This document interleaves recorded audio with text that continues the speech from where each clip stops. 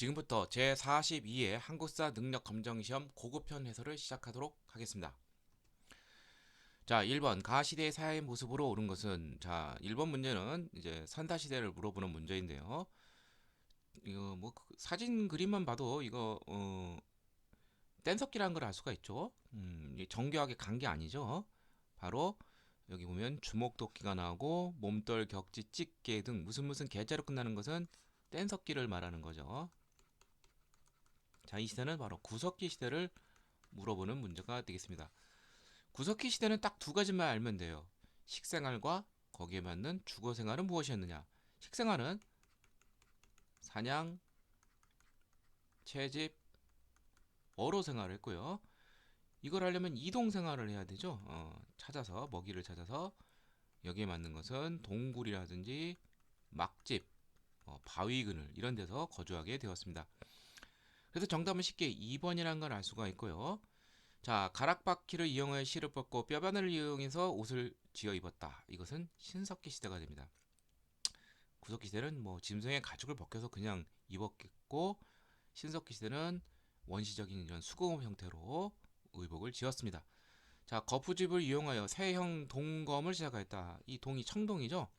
자, 이건 청동기 이후라는 걸 알 수가 있고요. 좀 더 엄밀히 말하면은 비파형 동검 시대 때는 이제 확실히 청동기를 대표하는 것이고요. 청동기 후반부에 가면은 거푸집이라는 청동을 이제 주조하는 틀이 나오게 됩니다. 그래서 이것을 통해서 이제 사형 동검 등 우리나라의 독자적인 청동검 등 청동기를 많이 시작하게 되는데, 비파형 동검은 이제 요령식 동검이라 가지고 북쪽에서 온 거죠. 그다음에 따라서 요 시대는 이제 뭐 초기 철기라고 봐도 되고, 또는 후기 청동기로 봐도 되고, 뭐 보는 사람의 각도에 따라 좀 다릅니다. 네 번째, 빗살무늬 토기 하면은 신석기 시대를 대표하는 토기이죠. 그다음에 쟁기, 쇠사랑 등의 철제 농기구를 사용했다. 이것은 철기 시대가 돼야 가능한 것이고, 참고로 청동기 시대는 청동 농기구를 쓰지 않고 간석기를 사용했습니다. 2번 가에 들어갈 내용으로 오는 것은, 자, 2번 문제는 고조선의 어떤 발전 과정에 대해서 물어보는 것인데, 고조선에 대해서는 이제 3단계로 좀 알아두시면 좋습니다. 처음에 단군의 건국 이야기 등 단군 고조선 시대, 이것은 이제 청동기를 기반으로 한 뭐 그러한 시대적 배경을 담고 있겠죠. 그 다음에 BC 3세기형 고조선이 굉장히 이제 강력해지는데, 굉장히 그 중앙 집권적인 모습을 보여주게 됩니다. 그래서 중앙 집권적이라는 건 뭐냐면 왕위를 세습을 합니다. 뭐 부왕, 준왕과 같은 뭐 그러한 어, 이제 강력한 왕들이 나타나고, 그 다음에 상, 대부, 장군과 같은 그런 관진명을 통해서 굉장히 발달했다는 거. 그리고 이 BC 3세기경 이때는 당시 중국의 그 전국 시대 그 강자 중 하나였던 연나라와 항쟁을 할 정도로 굉장히 이제 강했다. 전국 치릉 중에 하나인. 그래서 이제 뭐 진계라는 연의 장수의 침공을 받아서 BC 283년에 뭐 서방 2,000리를 상실했다. 뭐 그러한 내용도 있습니다. 그만큼 이제 고조선이 강력해져서 중국 치lun과 겨룰 정도였다는 거 좀 알아두시고요. 그러다가 이제 마지막으로 이제 위만 조선 시대가 있습니다. 유이민 세력인 유만이 BC 194년에 집권한 다음에 유만 고조선 시대는 굉장히 강력해집니다. 즉 철기 문화가 본격적으로 이제 사용되기 시작하면서 철제 무기를 이용해서 주변국을 정복을 하고요. 그다음에 뭐 철제 농기구를 사용해서 이제 뭐 농업 생산력이 이제 높아지면서 경제력도 부유해지겠죠. 더 나아가서 이때 문제점이 무엇이냐면, 자기 한반도가 있고, 자, 고조선이 이제 한반도 북부 이제 요령 지역을 중심으로 해서 이제 자리 잡고 있고, 그 아래 한강이라면은 진이라든지 예라고 불리는 사만의 전신이 되는 연맹체가 있습니다. 그 다음에 중국의 통일왕정 한이 있는데 이 진과 한 사이에서 중개무역으로 많은 이득을 취했습니다. 그래서 이것이 결국 한 무제에게 침공의 빌미를 제공해서 여기 보면 우고왕이 한 무제의 군대에 맞서 저항했지만 결국 BC 108년에 이제 멸망이 되죠. 자, 그러니까 바로 요 시대를 물어보는 문제가 되는 것이죠. 따라서 뭐 이것은 쉽게 정답이 3번이라는 것을 알 수가 있죠. 유만조선 이후에서 고조선 멸망 사이까지 유만조선 시대를 물어보는 문제였습니다. 자, 나머지는 어느 시대, 어느 왕조인지 살펴보죠. 지방의 여러 성에 부에는 욕살, 큰 성에는 철의 근지 등을 두었다. 이거는 고구려 지방 제도죠. 제가회의에서 나라의 중요한 일을 결정했다. 역시 고구려의 제가회의, 백제 정사함, 신라의 화백회의가 바로 삼국의 귀족회의가 되죠. 전국 칠흥 중 하나인 연과 대장만큼 성장했다. 부왕 등 강력한 왕이 등장해 왕위를 세습하였다. BC 3세기를 전후한 그러한 시기의 그러한 모습이죠. 다음 3번 가나 나라에 대한 설명으로 오는 것은, 자, 이것은 철기 문화에 기반하던 초기 국가에 대해서 물어보는 문제입니다. 부여, 고구려, 옥조, 동해, 삼한이 있는데, 자, 이 나라는 자가 큰 나라의 틈바구니에 압박을 받다 마침내 고구려에 예속이 되었다. 자, 고구려에 예속이 된 나라는 함경도 해안가 쪽이 잡으면 옥조와 그 아래쪽에 이제 동해가 있죠. 이 둘 중에 어느 나라인지를 알면 되는데, 여기는 고구려가 여기를 뭐 사저로 삼아 통치하겠다, 예속이 됐다는 걸 알 수 있죠. 뭐 공물을 뭐 짊어지게 했는데 이 염이라는 게 나와요. 소금으로 유명한 나라. 바로 이것은 옥저가 되겠고요. 잘 모르더라도 나를 보면 알 수 있죠. 해마다 10월이면 하늘에 제사를 지내는데 밤낮으로 술 마시며 들으면 이를 무천이라 한다. 옥저는 초기 국가 중 유일하게 제천 행사가 없고 무천이라는 제천 행사를 가진 나라는 동예가 되겠죠. 예. 그래서 고구려에 예속이 된 나라 옥조 동예인지 둘 중에 하나를 잘 모른다면은 이제 무천을 통해서 동예라는 것을 우리가 알 수가 있고요. 이 동예도 그 특산물이 있는데 옥조가 소금이나 여기는 보면은 단궁, 반어피, 과하마 요 세 가지를 좀 알아두시기를 바랍니다. 자, 그러면은 옥조에 대해서 많이 물어볼 때는 딱 두 가지만 아시면 돼요. 혼인풍습으로서 민며느리제, 그 다음에 장례풍습으로서 가족공동묘가 있는데, 민며느리제는 시댁에서 신부를 미리 확보하는 것이죠. 일종의 매매운이고요. 그래서 정답은 쉽게 1번이라는 걸 알 수 있고, 이 반대되는 제도가 신랑을 신부 댁에서 미리 확보하는 제도, 예서제에 해당하는 서옥제는 고구려의 풍습이 되겠습니다. 그 다음에 동례는 어, 체카라는 제도가 제일 많이 나오죠. 가장 폐쇄적인 국가예요. 그리고 이제 시족 국가의 유습인 조계원이 여전히 있었고요. 네. 이 두 가지만 아시면 돼요. 굉장히 좀 폐쇄적이다. 그리고 둘의 공통점은 이제 어, 군장 국가 단계에 있어서 왕이 없고 읍군, 삼노 뭐 이러한 군장의 명칭이 보이고 있습니다. 자, 그럼 나머지 보도록 하죠. 음락간의 경계를 중시할 체크가 있었다. 이거는 동예에 대한 설명이고, 여러 가들이 마, 우, 저, 구가 말, 소, 개, 돼지 이들이 별도로 자기 구역을 다스리는 사출도가 있는 나라 부여가 되겠고요. 남매 물건 합쳤을 때 12배를 갖게 했다. 일책 12법 부여도 있지만 고구려도 여기에 해당이 됩니다. 부여와 고구려는 또 형사취수제도 공유하고 있죠. 그 다음에 제사장인 천군가 이들이 다스리는 신성쟁이 소도가 존재하여 죄인이 여기 들어가도 정치 세력인 군장이 잡아가지 못하는 그러한데 바로 사만이죠. 재정 분리의 모습을 보여주고 있습니다. 4번 가 나라에 대한 설명으로 오는 것은 호계사의 파사석탑은 옛날 이 고을이 있었을 때 시조 수로왕 김수로왕 하면은 금간가야 가야에 대해서 묻는 문제라는 걸 알 수가 있죠. 왕비 허항호 아유타구 뭐 인도로 추정이 되는데 여기서 온, 그리고 이제 파사 석탑이라고 되어 있으니까 이게 이제 불교적인 거와 관련돼 있죠. 자, 아무튼 이 가야에 대해서 물어보는 문제입니다. 가야에 대해서 물어보는 문제는 주로 어, 이제 연맹, 뭐 전기 가야 연맹이냐, 뭐 후기 가야 연맹이냐, 뭐 금강 가야냐, 후기의 대가야냐, 그것에 어떤 변동 사항을 물어보는 거 아니면은 이제 가야 초기에 이제 그 철이 많이 생산이 됐다는 거. 그리고 또 하나가 중개 무역이 굉장히 번성했다는 거.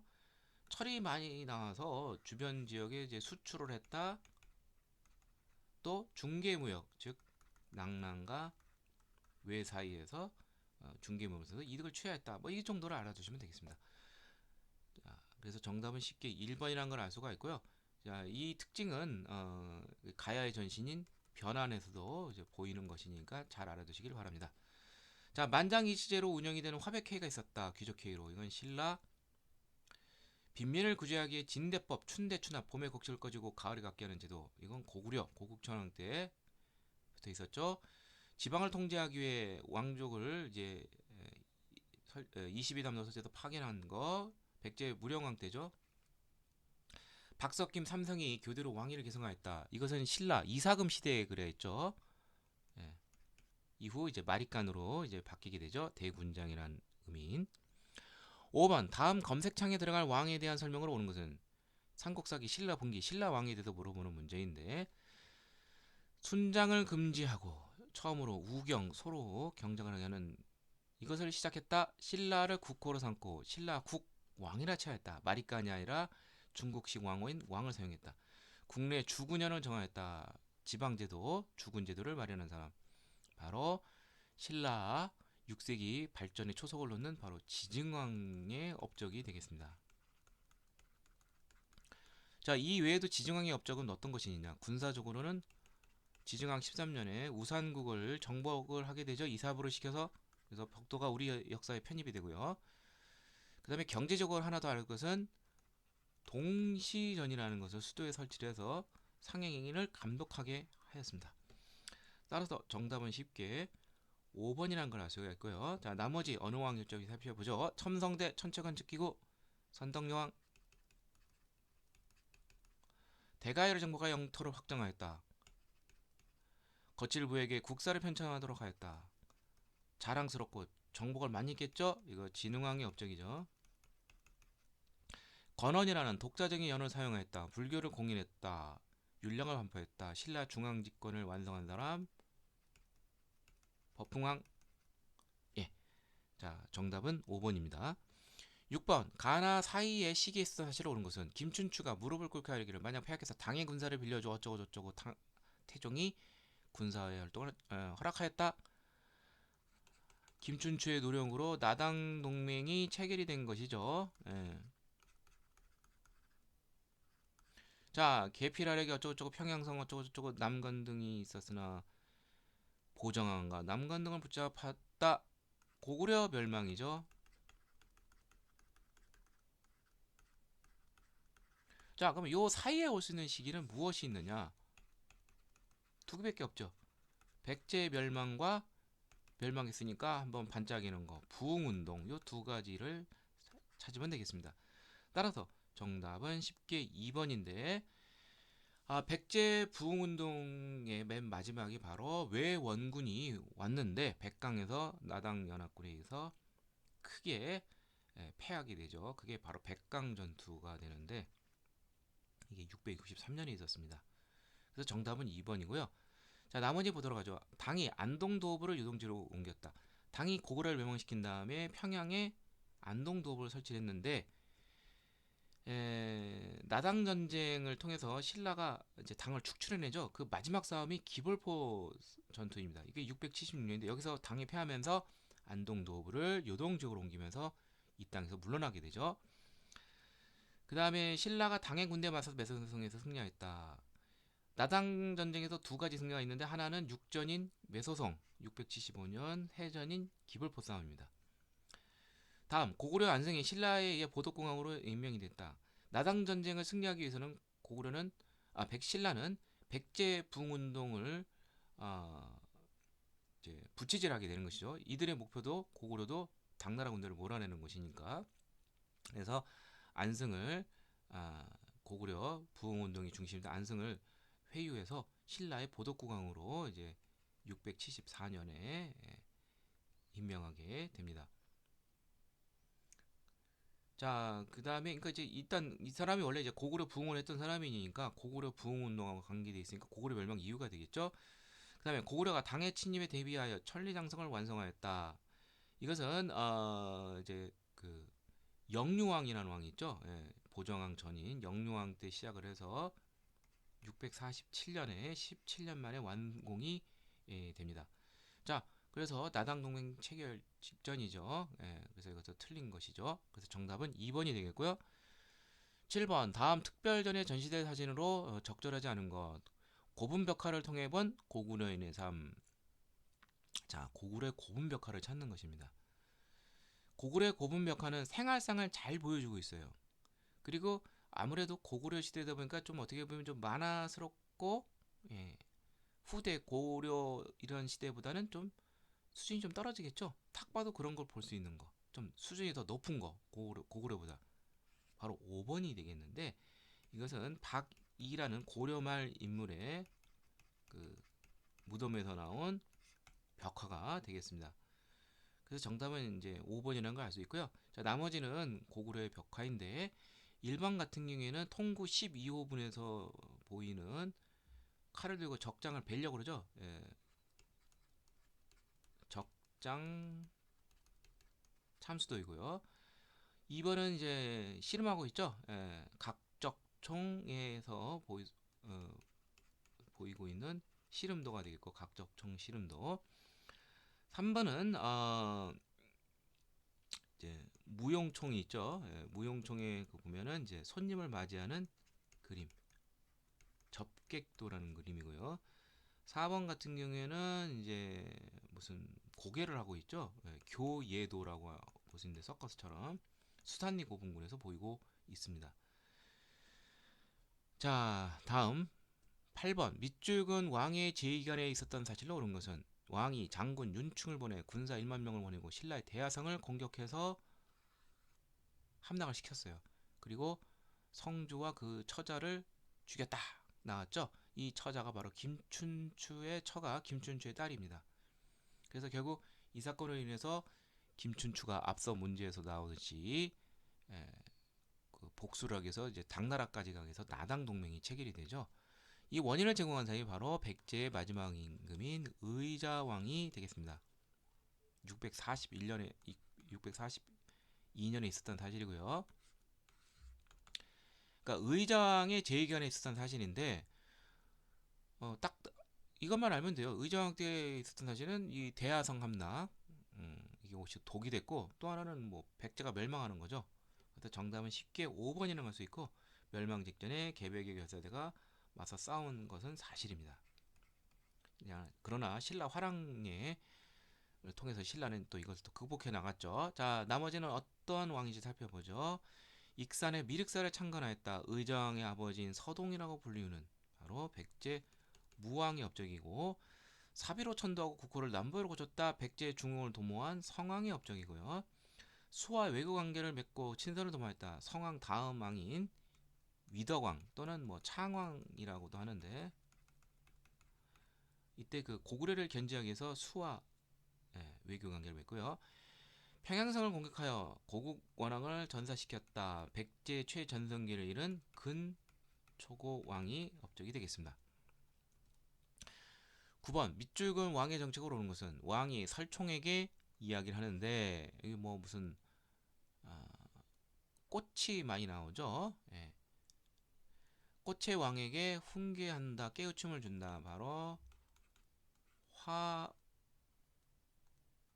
화왕계라는 바로 설총의 그런 작품이죠. 그 다음에 여기 보면 만파식적 고사가 나옵니다. 이거 누구죠? 바로 신문왕의 그런 이 되겠습니다. 이거 뭐 화왕기는 잘 몰라도 만파식적 고사의 유래는 다들 알고 있을 거예요.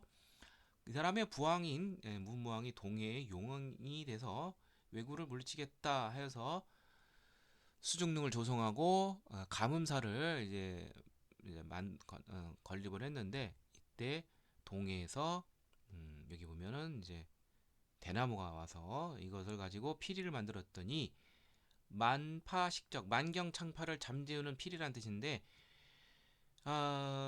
이제 뭐 질병이 오면은 이제 이걸 불면 질병이 도망가고 외적이 들어오면 외적이 도망가고 하여튼 이런 도움이 되는 이런 거 바로 신문왕과 관련이 되어 있습니다. 가문사. 자, 신문왕에 업적하면은 이제 제일 많이 나오는 것이 노급 폐지와 관려전 지급이 있습니다. 즉 신라 중대 전제왕권을 이제 확립한 사람인데 귀족들의 어떤 경제적 특권인 이 노급의 문제, 그리고 그래서 이 노급이라는 것은 토지와 거기 살고 있는 농민을 포괄적으로 지배할 수 있는 그런 권리인데 이걸 폐지하고 수조권만 허용하는 것이죠. 뭐 그의 신문왕의 업적으로 뭐 더 나오는 것은 뭐 국학을 설치했다, 뭐 진골 귀족들을 많이 숙청을 했다. 그러나 제일 중요한 것은 중앙과 지방, 군사 이러한 시스템적인 통치제 시스템을 이제 완성을 했다 이렇게 이해하시면 되겠습니다. 자, 그렇지만 제일 많이 난 것은 관료전 지급과 노급 폐지라는 거. 그래서 정답은 1번이 되겠고요. 자, 나머지 보도록 하죠. 관리 채용을 위해 독서 3권을 시행하였다. 신라 하대 원성왕 때 이것을 실시했죠. 788년 성공하지는 못했습니다. 병부와 상대 등을 설치하고 관 등을 정비했다.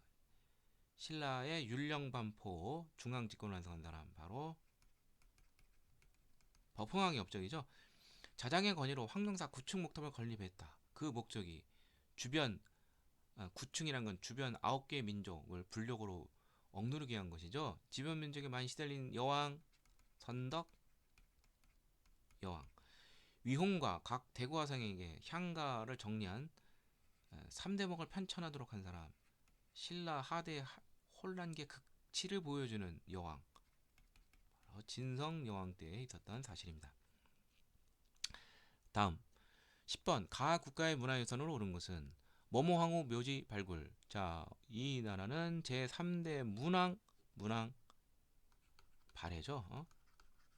자, 발해 문화유산을 찾는 것인데 발해 이제 건축물 중 이게 다 탑이 나왔는데 발해에서 탑으로 꼭 알아둘 것은 발해 영광탑이라는 것이 있고요.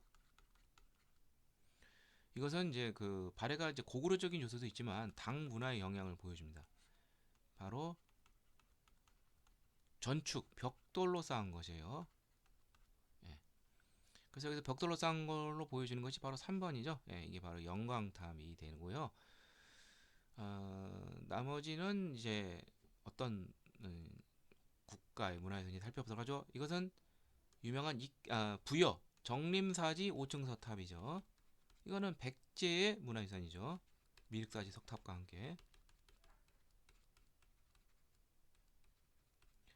그 다음에 2번은 경주 불국사에 있는 다보탑이 되죠. 이건 신라. 그 다음에 4번하고 보면 비슷하게 생겼죠. 이게 먼저 나오고 이게 영향을 주어서 모방을 했습니다. 자, 4번은 이건 고려 충무왕 때 이제 조성이 된 원의 영향을 받아 건축이 된 대리석탑이에요. 바로 경천사지 식층석탑이 되겠고 이것은 모방을 한 조선 초기 세조 때 건립이 된 원각사지 10층 석탑이 되겠습니다. 국보 제2호죠. 자, 그래서 발해 문화유산 탑과 관련된 영광탑 꼭 알아두시기를 바랍니다.